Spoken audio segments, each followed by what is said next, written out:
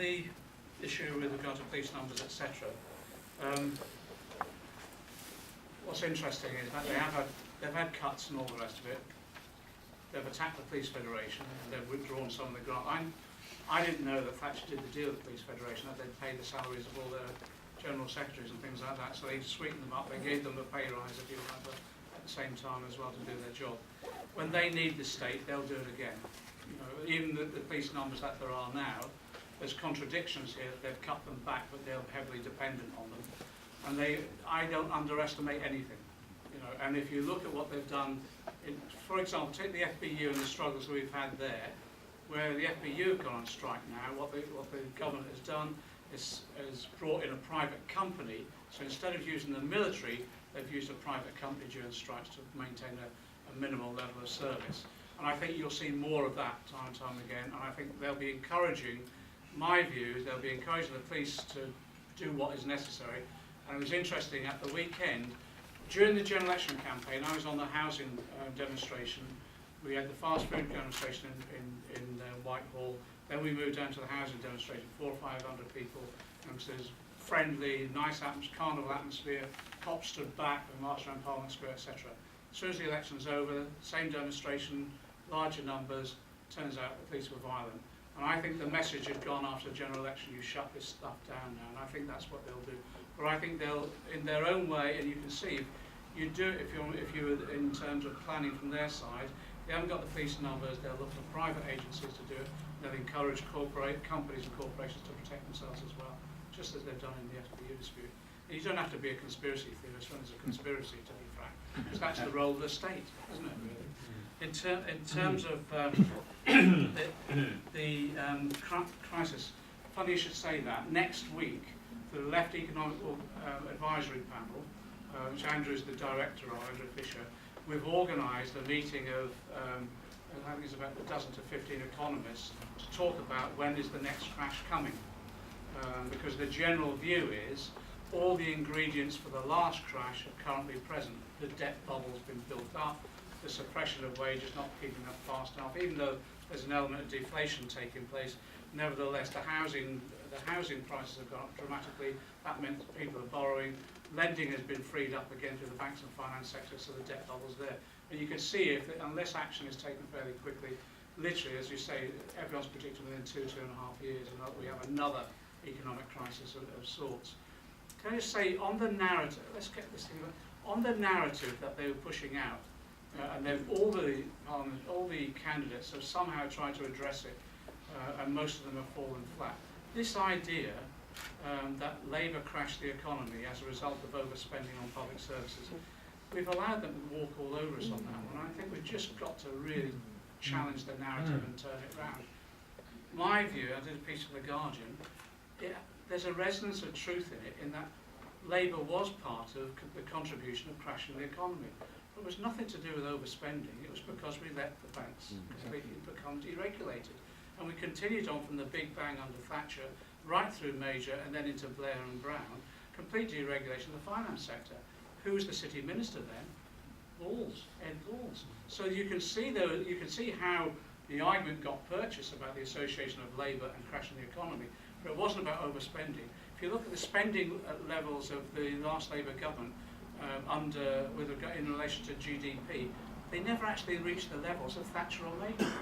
And the argument about, well, we ran a deficit, the deficit was smaller than under Thatcher and Major, but the argument there from the left is actually we were arguing at that stage you shouldn't have a deficit anyway, for the point that Mark is saying, because through the tax justice campaign we were arguing if you simply collected the taxes you wouldn't have a deficit, you'd have a permanent surplus. So we've got to change that narrative and challenge it all the way through. But we'll publish the results of the seminar next week and let people know, but I think it's a real issue. In terms of having a Labour government, not having a Labour government, TUC betraying us and all that, I'm an ex-TUC bureaucrat. I'm trained in the art of organising meetings where no one turns up, demonstrations that no one knows about, and strikes that even the management ignore. That's the role of the TUC for a long period of time. And I think if you look at the role of Labour governments, of course, there's been betrayal after betrayal, both by Labour governments over the years, etc. The difference is this, though. If there's a Tory government in place, they come at us in a virulent way, and we're about to experience that. If we elect a Labour government, it becomes a terrain of struggle. And so you can win some and you lose some. And so, for example, the struggles of the 1930s in the Labour Party determined the terms of the Attlee government that then established the welfare state. And the welfare state, to be frank, was one of the most civilised influences in our society forever in the history of this country. We lost it in terms of nuclear weapons, but we won it in terms of the NHS. So it becomes an opportunity, because it becomes an area of struggle that the left can win at different times. Not always, but socialists can win those opportunities. If the Tories are in power, we never get the opportunity to attack us on a class basis anyway. The issue now, though, is what lessons do we learn? And I agree with Mark. We've had this discussion at PCS and elsewhere. How do you ensure that governments are more accountable? I think PR now is an issue we've got to debate on the left.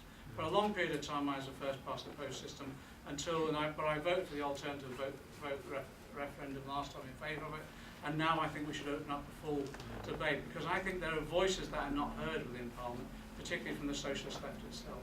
I also think within any structure as well, we've got to examine the mechanisms of accountability.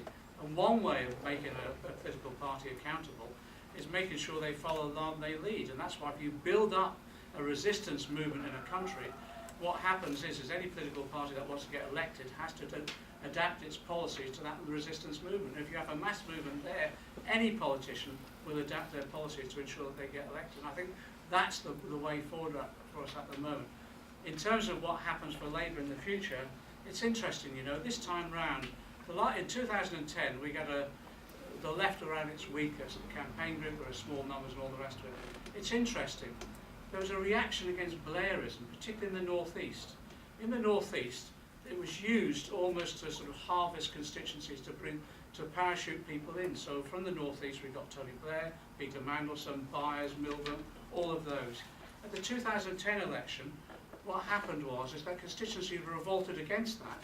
And now we've got solid trade unionists like Ian Laybridge, Morris, Ian Mearns, people like that.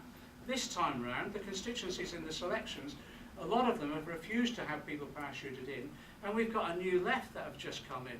People like Richard Bergen and others that have come in this time round. I think you can see a sort of a rebuilding of the left within Labour in Parliament itself on the basis of sort of rank and file activity, because rank and file activity outside the party has penetrated into the party and constituency level. And that's we've got to rebuild Labour and trade unions as a social movement again. And I think that's the way you transform what happens nationally. Can I just very quickly come back on the question of police resources at the back? Well, just in terms of the miners' strike, I'm from a coal mining family, and it wasn't just the police brutality and the harassment and the criminalisation of survival. My grandma was arrested for picking coal when my grandma was on strike. It was just their everyday harassment, as well as the, torment. But sex workers know a lot about police brutality, and we have a lot to say about the resources, because as criminalised workers, we know that they're harassing, bullying, they steal our money, they criminalise us in all kinds of ways. For example, it's unlawful for 2 or more women to work together from premises, which is obviously one of the safest ways to work. And in December 2013, they managed to find 250 police officers to raid the sex workers' flats in Soho, where women are working consensually. They didn't find any victims of rape or trafficking, and it basically came down to the fact that the property developers want to get their hands on Soho because it's central London and it's trendy, and the police are working for them, basically. And in the end we won, and the flats were reopened, but it took a big campaign, and we got support from the community, and it was a big fight. But it's really a question of the police resources, because also we know that there are high levels of rape and violence that sex workers face, and when we do go and report rape and violence to the police, there's either at best not one in sight, or at worst the police are more interested in the prostitution offence that we're committing than going after our violent attackers or robbers. So it's really a question of resources as well as numbers. Time's pressing on, so before I call